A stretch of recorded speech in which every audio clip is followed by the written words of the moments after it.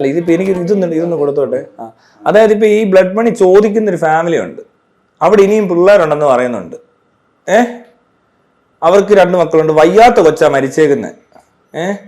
ഇവിടെ ഇയാൾ ഒറ്റ മോനേ ഉള്ളൂ, അല്ലെങ്കിൽ ഇയാൾക്ക് അമ്മ ഒറ്റയ്ക്കല്ലേ, ആ വീട്ടിൽ വേറെ ആരും ഇല്ല.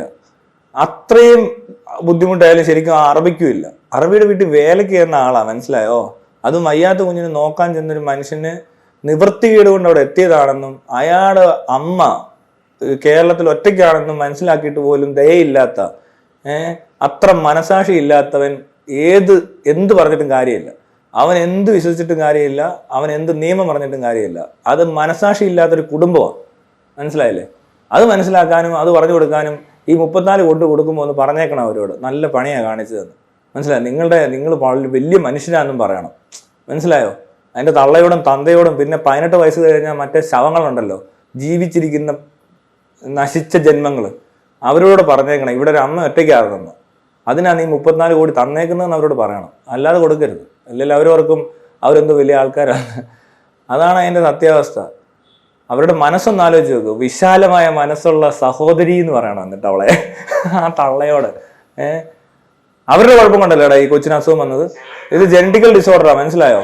എന്തോ കാര്യമായ പ്രശ്നം കൊച്ചിനുണ്ടായിട്ടുണ്ട്. ഒരു കുട്ടിക്ക് അങ്ങനെ അസുഖം വരണമെന്നുണ്ടെങ്കിൽ ജനറ്റിക്കലി പ്രോബ്ലം ഉള്ള കുട്ടിയായിരിക്കും.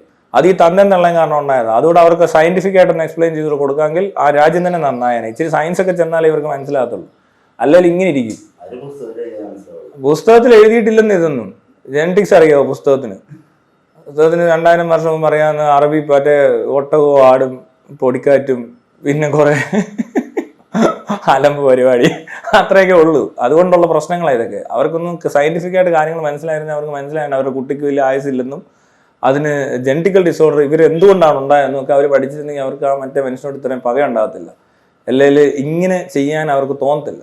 ആ നിയമത്തിനും തോന്നത്തില്ല. നിയമത്തിനും സയന്റിഫിക് ആയിട്ടൊന്നും ബേസ് ഇല്ലാത്തത് കൊണ്ട് അവരിങ്ങനത്തെ നടപടികൾ എടുക്കും, മനസ്സിലായോ? അതുകൊണ്ട് ഇവിടെ നിന്ന് പോയിട്ടുള്ളവരും പോകാനുള്ളവരും ഒന്ന് ആലോചിക്കുക. നിങ്ങൾ പോകുന്നത് ഇങ്ങനെ ഒരു രാജ്യത്തോട്ടാണ്, ഇത്ര നശിച്ച ഒരു രാജ്യമാണ്, നശിച്ച നിയമമുള്ള, നശിച്ച മനുഷ്യരുള്ള, അതായത് തീരെ മനുഷ്യത്വമില്ലാത്ത മനുഷ്യരും മനുഷ്യത്വരഹിതമായ നിയമങ്ങളുമുള്ള രാജ്യത്തിലേക്കാണ് പോകുന്നതെന്ന് മനസ്സിലാക്കി പോയിട്ട് അവിടെ ചെന്ന് ഇങ്ങനെ എന്തെങ്കിലും പറ്റി അങ്ങ് തൂങ്ങി മരിക്കുക. അല്ലാതെ ഇവിടെ കിടന്ന് പിരിവെടുക്കരുത്. ഇവിടെ പിരിവെടുത്താൽ ഇവിടെ കുറേ ആൾക്കാരെ രക്ഷിക്കാൻ വേണം. 34 കോടിക്ക് ഞാൻ പറഞ്ഞല്ലോ 100 പേരുടെ അല്ല 200 പേരുടെ ജീവൻ രക്ഷിക്കാൻ പറ്റും. ഇതുപോലെ കൊച്ചു കുഞ്ഞുങ്ങളൊക്കെ രക്ഷിക്കാൻ പറ്റും. ഒത്തിരി പേര് സർജറിക്ക് പൈസ ഇല്ലാതെ പല ഹോസ്പിറ്റലിലും കിടപ്പുണ്ട്. അതിൻ്റെ പിരിവ് വേറെ ഫിറോസ് കുന്നംപറമ്പിൽ നടത്തുന്നുമുണ്ട്. അപ്പോൾ അങ്ങനെയൊക്കെയാണ് കാര്യങ്ങൾ. പിന്നെ അവിടുത്തെ നിയമം ഭയങ്കര നിയമമാണെന്ന് പറഞ്ഞാൽ നിയമത്തിനുള്ള ഗുണങ്ങളെന്ന് പറഞ്ഞാൽ ക്രൈം കുറഞ്ഞിരിക്കും. പക്ഷേ ഇതുപോലുള്ള പാവപ്പെട്ടവർ ഇടയ്ക്ക് കുടുങ്ങും. പിന്നെ പറ്റിക്കാൻ പറ്റും. ഇതുപോലെ നമ്മൾ ഈ പറഞ്ഞാൽ ഈ കുടുംബക്കാർ നല്ല ചതിയന്മാരാണ്, മനസ്സിലായോ? അവർ കാശുണ്ടാക്കാൻ വേണ്ടി ഇരിക്കുവാണ്. കൊച്ചിന് കുറേ പൈസ ചിലവായി കാണും, അതൊക്കെ മുതലാക്കണ്ടേ? ഏത് പാവപ്പെട്ടവനെ കൊന്നിട്ടാണെങ്കിലും ഞാൻ മുതലാക്കുമെന്ന് പറഞ്ഞ് മേടിക്കുന്നത്. അല്ലെങ്കിൽ ഈ പാവപ്പെട്ടവരെല്ലാവരും കാശ് മേടിക്കത്തില്ല, മനസാക്ഷിയുള്ളവർ മേടിക്കത്തില്ലല്ലോ. എടാ നമ്മളൊക്കെ ആണെങ്കിലും ചെറിയ ചെറിയ കാര്യങ്ങൾ 1000 രൂപയുടെ കേസായിരിക്കും ചിലപ്പോൾ. എൻ്റെ വണ്ടിയുടെ പുറകെ വന്നിടത്തിന് ഇടിച്ച് ഞാൻ അയാളുടെ മോന്ത കണ്ടപ്പോഴേ പറഞ്ഞ് പൊക്കോളാൻ പറഞ്ഞു. അതിന് കോടികളും 1000, 2000 തമ്മിലൊക്കെ വ്യത്യാസം അത്രയൊക്കെ ഉള്ളൂ. അതാണ് അതിൻ്റെ ഒരു കാരണം. മകൻ മരിച്ചത് അവൻ കാരണമല്ല, അവർ കാരണമാണ്. ആ കുടുംബത്തിൻ്റെ ജനറ്റിക്കൽ ഡിസോർഡർ കൊണ്ട് പറ്റിപ്പോയതാണ്. അതിന് ഇടയ്ക്ക് വന്ന് നിന്നൊരുത്തന്നെ കാരണമാക്കിക്കൊണ്ട് അങ്ങനെ ഇവരെ എന്തൊരു സൃഷ്ടിക്കണം. ആ കൊച്ചിനെ സൃഷ്ടിച്ചെന്ന് പറഞ്ഞുകൊണ്ട് അവരെ അതിൽ കൂടുതൽ കോടികൾ മേടിക്കണമല്ലോ. ആര് മേടിക്കാനല്ലേ? കൊച്ചിൻ്റെ ആത്മാവിന് കൊടുക്കേണ്ടി വരും. വല്ല കവറിനകത്തോണ്ട് കുഴിച്ചിടാൻ പറയുന്നത് കൂടെ ഈ കാശെടുത്തിട്ട് കൊച്ചിന് സ്വർഗത്തിൽ ചെലവഴിക്കാം അല്ലേ? പൈസയുടെ ആവശ്യമില്ല, അവിടെ എന്ത് ഒത്തിരി ഉണ്ടെന്നാ പറയുന്നത്. കൊച്ചു സ്വർഗത്തിൽ തന്നെ ആയിരിക്കും. ഇവന്മാരിങ്ങനെ കാണിച്ച കൊച്ചു സ്വർഗത്തിൽ പോകൂടെ? നരകത്തിൽ പോകത്തില്ലേ കൊച്ച്? നരകത്തിൽ വിറകിനേക്കാൾ മോശം കൊള്ളിയായിട്ടിരിക്കുമായിരിക്കും. കാരണം ഇവിടെ പാവപ്പെട്ട തള്ളയുടെ ഇത്രയും ദിവസം പീഡിപ്പിച്ചിട്ട് കൊച്ചിന് കാശ് മേടിച്ചിട്ടുണ്ടെങ്കിൽ കൊച്ചു നരകത്തിൽ പോകും. എന്തൊരു മണ്ടന്മാരാന്ന് ഓർത്തോണം. ഒരു കുടുംബത്തിന്റെ കണ്ണീരാ കൊച്ച് അവിടെ ഇരുന്ന് 34 കോടി മേടിക്കും. ഒരു കുടുംബവും എത്രയോ പേരുടെ പൈസ പിരിച്ച് നാണമില്ലാത്ത അറബി രാജാവേ, നാണം ഉണ്ടോടാ മയിരേ നിനക്ക്? ഈ തെണ്ടി രാജ്യമായ കേരളത്തിലുള്ള തെണ്ടികളുടെ നിന്ന് പിരിവെടുത്തിട്ട് 34 കോടി മേടിച്ചു കൊടുത്ത രാജാവേ, താനൊരു മുട്ടൻ രാജാവ് തന്നെ. ഇതിനെയൊക്കെ രാജാവാണ് നമ്മളെ വിളിക്കുന്നത്. വല്ല IS തീവ്രവാദികൾ തട്ടിക്കൊണ്ടുപോയാൽ പോലും പ്രശ്നമില്ല, അതിനൊരു അന്തസ്സുണ്ട്, മനസ്സിലായോ? തീവ്രവാദികൾ തട്ടിക്കൊണ്ട് പോയിട്ട് റാൻസം ചോദിക്കും. അതിപ്പോൾ പല രാജ്യങ്ങളിലും ഉണ്ട്. ഇപ്പോൾ ആഫ്രിക്കയിലും റഷ്യയിലും ഒക്കെ തട്ടിക്കൊണ്ട് പോകുന്നുണ്ട്. അറബികളും തട്ടിക്കൊണ്ട് പോയെന്നങ്ങ് വിചാരിക്കും. IS തട്ടിക്കൊണ്ട് പോകത്തില്ലേ? അത് വെച്ചിട്ട് അവർ റാൻസം ചോദിക്കും, ഇത്ര രൂപ എന്നില്ല ഞങ്ങൾ എടുത്തില്ല. അത് ഇതിലും കുറവാണ്. അത് ഹെൽത്തി ആയിട്ടുള്ള ഒരാളെ തിരിച്ചു കിട്ടും. വേറെ പ്രത്യേകിച്ച് കാര്യമൊന്നുമില്ല. അവനെ കൊല്ലാതിരിക്കുന്നതിൻ്റെ കാരണം വേറെയാണ്, നിയമമല്ല. അതിന് വലിയ അതിനൊരു അന്തസ് ഉണ്ടെന്ന് വേണേൽ പറയാം, തട്ടിക്കൊണ്ടു പോകുന്നത്. ഇത് അന്തസ്സില്ലാത്ത പണിയാ രാജാവേ. രാജാവിന്റെ തൊലിഞ്ഞ നിയമം അത്രേ ഉള്ളൂ, വലിയ കൊണച്ച നിയമമൊന്നും അല്ല, ഇത് ഊമ്പിയ നിയമം.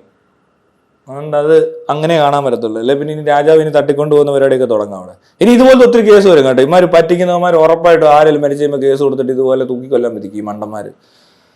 ഇത് പക്ഷെ ഹൈലൈറ്റ് ചെയ്യണം, ലോകം മുഴുവൻ അറിയണമെന്ന്, അതുപോലെ ക്യാമ്പയിൻ ചെയ്യണമെന്ന്. എന്നാൽ ഇതിന്റെ റാൻസവും കുറഞ്ഞിരുന്നേനെ അവിടെ അവർ ചിന്തിച്ചേനെ. ചിലപ്പോൾ രാജാവ് പോലും അറിയത്തില്ലായിരിക്കും, പറയാൻ പറ്റത്തില്ല. ഇതൊക്കെ ഏതെങ്കിലും മൂലയ്ക്ക് നടക്കുന്ന സംഭവമായിരിക്കും, ഒന്നും പറയാൻ പറ്റത്തില്ല. അതിന് ആ മീഡിയ അറ്റൻഷൻ കിട്ടി, ലോകം മുഴുവൻ അറിയുവാണ്, ഇത്ര കോടി രൂപ റാൻസം ചോദിച്ചു, എന്തിനെന്ന് ചോദിച്ചാൽ പറയുന്നുണ്ട് ഇങ്ങനെയാണ്, ഇതാണ് കാരണം എന്ന് പറഞ്ഞാൽ ചിലപ്പോൾ ഒത്തിരി ആൾക്കാർ സംസാരിക്കത്തില്ലേ, ഇത് മീഡിയകളിൽ എത്തത്തില്ലേ, അങ്ങ് CNN BBC എത്തട്ടെ ഈ സംഭവം. ഇത് ഇന്ത്യയും സൗദിയും തമ്മിലുള്ള പ്രശ്നമല്ലേ, അവർ ഏത് കോർട്ടിലാണ് ഇത് വിവാദിച്ചത്, നീതി നടപ്പാക്കിയതും. ഇന്ത്യക്കാരന് അങ്ങനെ നീതി ആവശ്യമില്ല, അങ്ങനെ കുറ്റക്കാരനാണല്ല, ഇന്ത്യനെ ശിക്ഷിക്കേണ്ട കാര്യമൊന്നുമില്ല. അറബികളെ അവൻ വേണം, സൗദിക്കാരെ അങ്ങനെ അങ്ങ് ശിക്ഷിച്ചു, അവിടെ ജോലിക്ക് കൊണ്ടുവന്നിട്ട് അവൻ തന്നെ ഇയാളെ അങ്ങനെ ശിക്ഷിക്കേണ്ട ആവശ്യമൊന്നുമില്ല. അതിന് കോർട്ട് വേറെ ആയിരിക്കണം, അല്ലാതെ അവൻ്റെ നന്ദയുടെ കോർട്ടിൽ കിടന്നുകൊണ്ട് മാത്രം ചെയ്തിച്ച്, അല്ല തൂക്കി കൊല്ലട്ടെന്നെ, കൊന്നു കളയാൻ പറ അവനോട്, അവനങ്ങ് നിറയട്ടെ അവനെ. അവൻ്റെ കൊച്ചിൻ്റെ ആത്മാവിന് സ്വർഗവും കിട്ടും. ഏത് ആ കുടുംബക്കാർക്ക് ഇനി ഒരു 4-5 പിള്ളേരെ കൂടെ ഉണ്ടാക്കി സുഖമായിട്ട് അങ്ങോട്ട് ജീവിക്കട്ടെ, സന്തോഷിച്ച്. എന്തൊരു സന്തോഷമായിരിക്കും എല്ലാവർക്കും 34 കോടി കിട്ടുമ്പോൾ. ഇവിടെ ഒരു തള്ള പാവം, അവരൊറ്റയ്ക്കാണ് വീട്ടില്, മറ്റേങ്ങൾ 3 ആൾ ഇനി ഉണ്ടെന്ന്. ഈ അറബികൾക്ക് ഒന്നാതെ പിള്ളേരുടെ എണ്ണം കൂടുതലായിരിക്കും, ചവറ് പോലെ പിള്ളേരാ. അതിനിടയിൽ ഒരെണ്ണം മരിച്ചതിനാണ്.